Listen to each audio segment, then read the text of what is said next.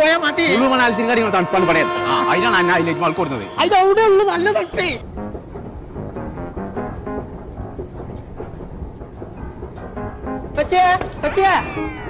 പോയി കുഞ്ഞാപ്പോ നല്ല തണുപ്പാണ്. ഗൗസ കേട്ടോ കുഞ്ഞാപ്പോ കാണാല്ല.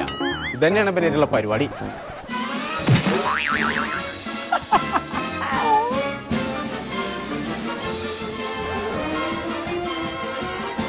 കുഞ്ഞാപ്പോ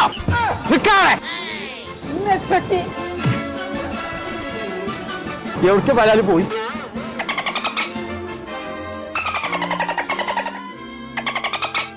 ഇതൊന്നല്ല